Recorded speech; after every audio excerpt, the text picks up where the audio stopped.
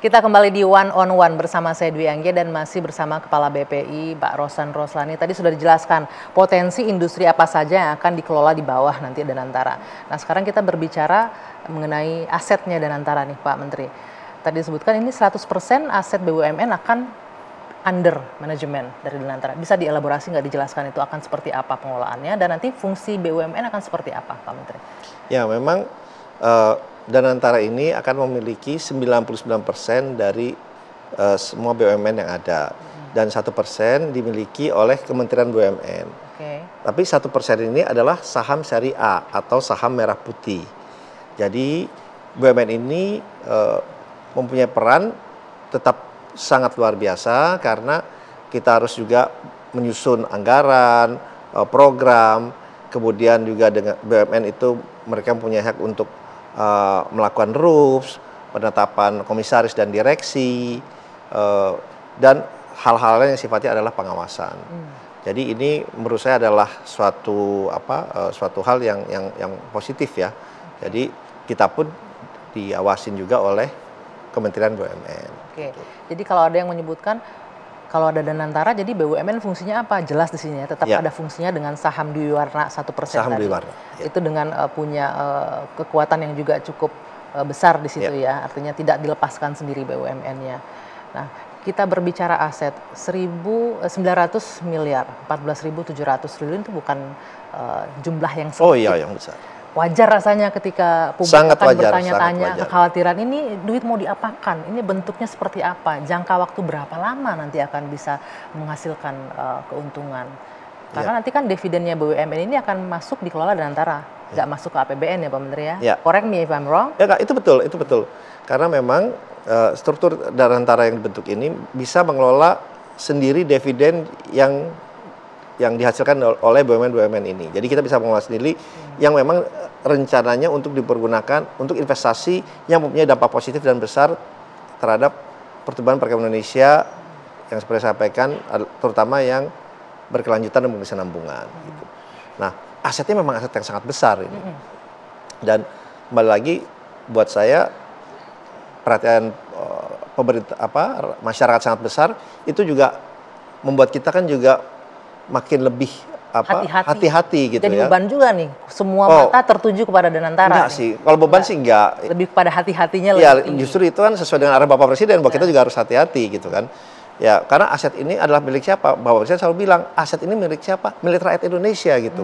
Milik rakyat Indonesia yang harus dioptimalkan, dikembangkan baik secara nilainya, kemudian asas manfaatnya, nah ini paling penting, asas manfaatnya terutama dalam bidang pencipta lapangan pekerjaan, sehingga keberadaan Danantara ini akan menjadi salah satu instrumen yang sangat-sangat besar, sangat-sangat vital ke depannya dalam banyak hal termasuk tentunya pertumbuhan perekonomian Indonesia ke depannya. Oke, Pak Menteri tadi disebutkan ini aset negara yang dikelola, aset milik rakyat juga.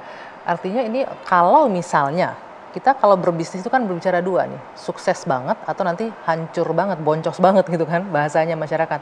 Nah ini kalau seandainya sukses ini akan tentu menambah keuntungan untuk negara. Tapi kalau kita berbicara worst come to worst-nya, ketika gagal ini akan kegagalan kerugian negara jatuhnya atau kerugian badan atau seperti apa? Ya memang di Danantara ini apabila kita sudah melakukan investasi sesuai dengan bisnis praktis yang benar, sesuai dengan aturan yang benar, sesuai dengan lapisan-lapisan yang ada seperti melalui komite investasi, komite audit, kemudian hal-hal lain yang sudah sesuai dengan peraturan dan perundang-undangan. Ya, namanya bisnis itu pasti ada aja. Ada resiko kerugian itu ada. Tetapi selama itu kita lihat adalah resikonya yang terhitung atau calculated risk, ya kita mempunyai parameter-parameter yang kita bikin, kita bentuk. Tapi kalau masih jadi kerugian, ya kadang-kadang kita investasi mungkin 50 yang kita investasi, 1 mungkin rugi, ya. Tapi kan yang mesti lihat kerugian itu karena apa? Yang penting bukan karena kepentingan, ada benturan kepentingan, ada niat-niat. Bukan ada kesengajaan di sana. Iya, jadi memang semua proses sudah dilakukan. Ya namanya bisnis nggak semua untung. Kalau semua untung, menurut saya wah itu menjadi nggak pernah ada di dalam dunia ini bisnis High risk, high return pasti. tidak Ya. pernah tidak rugi itu. Pasti ada mungkin 1-2 yang rugi, tapi harus lihat secara keseluruhannya. Harus lihat secara asas manfaatnya itu apa, dampak kepada pekerjaannya sebagaimana. Mungkin itu. Artinya di sinilah tadi yang Pak Menteri bilang bahwa ini tetap bisa diaudit loh. Kalau memang sudah melewati tahap itu dan tidak ada hal-hal yang dilanggar, ya silahkan diperiksa. Kalau ada dilanggar pun tetap bisa masuk di situ kan ya. Iya, kita transparan kok, sangat-sangat transparan. Makanya penting untuk Danantara melakukan semua sistem dengan sangat hati-hati tadi itu. Mudah-mudahan ini bisa menjawab pertanyaan dari publik ya Pak Menteri. Kemudian ada juga beberapa kali disebutkan bahwa ini akan seperti Temasek Holding nantinya atau Kasanah yang dimiliki Malaysia.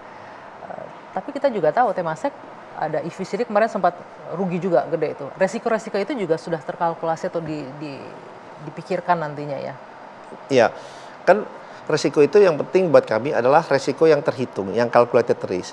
Bagaimana kalau ada resiko itu terjadi, mitigasinya seperti apa, penanggulangannya seperti apa. Nah itu yang kita siapkan, itu yang kita atur dalam peraturan yang ada. Jadi kita juga tidak menerka-nerka gitu seperti apa. Karena sovereign wealth fund dimanapun di dunia pasti ada masa-masa returnnya itu mungkin tidak sebagus waktu sebelumnya atau lebih bagus. Karena kembali lagi ini kan tergantung juga dengan adanya pengaruh geopolitik, geoekonomi, force majeure, dan yang lain-lain. Tapi apabila itu ada dalam kontrol kita, yang kita bilang calculated risk itu kita sudah perhitungkan secara matang, secara baik dan benar, ya itu akan menjadi business judgment tersendiri gitu, Mbak. Ya. Berapa target waktu Pak Menteri yang diberikan bahwa ini akan memberikan hasil yang bagus untuk Indonesia? Kita memang bicara baru 4 hari ini dibentuk, tapi kan sudah ada strategi ke depannya seperti apa? Iya. Buat kami yang paling penting adalah fondasi yang kita taruh itu adalah fondasi yang baik dan benar. Itu dulu, karena fondasinya ini harus kuat, karena ya mengelola aset 900 miliar dolar ini kita nggak bisa main-main, and we don't want to take any risk. Gitu. Nah, kemudian kalau kita bicara misalnya projectnya, ya kita udah ini sambil bersamaan kita sudah lihat ada beberapa project yang on the pipeline yang kita sudah lihat, kita sedang mulai review ya, baik dari dalam maupun luar negeri, terutama tapi dalam negeri ya konsentrasi kita ya.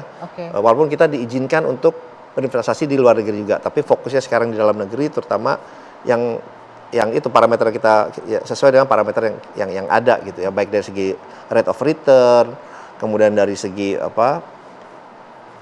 berapa parameter lainnya, dampak ketenaga kerja berapa banyak, dan yang lain-lainnya juga. Tapi tidak tertutup juga untuk menarik investor dari luar kan? Oh iya, justru dengan ada Danantara ini, kan saya bicara juga dengan investor luar ya. Bagaimana respon pasar? Respon mereka ya namanya awalnya tuh netral, saya bilang. Netral, tapi begitu mereka kita kasih tahu mengenai Danantara ini, pandangan mereka tuh boleh saya bilang tuh menjadi positif gitu. Karena mereka bilang, oh now you also put skin on the game gitu. Jadi you bukan hanya invite kita untuk invest, tapi you juga invest bareng. Just build confidence. Nah itu build keyakinan kita untuk investasi Indonesia, karena ya you juga taruh uang juga begitu. Jadi itu menambah keyakinan dari segi investor yang melakukan investasi atau foreign direct investment ke Indonesia. Gitu ya. Kalau tadi Pak Menteri bilang itu menambah kepercayaan diri investor asing, tapi kita bicara fakta nih Pak Menteri, dalam 4 hari terakhir, seminggu terakhir IHSG kita agak jeblok. Untuk 3 tahun terakhir ini paling rendah, 5% penurunannya, koreksi hampir 150 poin lebih.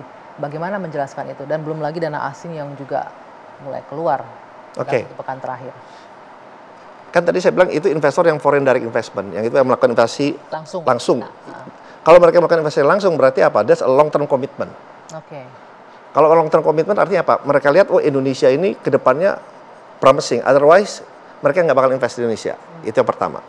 Kedua, ini yang kita lihat yang keluar itu kebanyakan adalah investor di bursa saham, di capital market, ya, yang dimana mereka ada portfolio investors. Nah, kenapa sih ini mereka pergi? Faktornya apa ya? Secara keseluruhan bukan hanya di bursa Indonesia, di bursa Asia pun itu memang mengalami hal yang sama, penurunan. Mereka sama-sama keluar.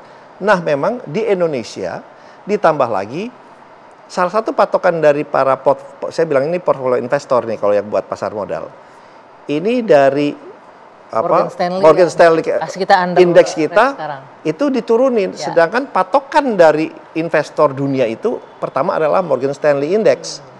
Nah, begitu itu kita diturunkan sedikit, dampaknya adalah beberapa investor besar langsung tarik dananya. Net Iya, selling jadi langsung. tapi buat saya that's fine. Kenapa? Karena karena perusahaan-perusahaan kita itu perusahaannya fundamentalnya baik. Saya a true believer of fundamentalist gitu. Jadi kan ada orang investasi keluar karena faktor technical, ada faktor rumors, ada faktor kadang-kadang persepsi, tapi publik betul. bukan karena perusahaan itu sendiri. Okay. Bank-bank kita yang mengalami penurunan itu sehat-sehat semua, sesuai dengan standar internasional ya, sesuai dengan sangat Basel segala macam.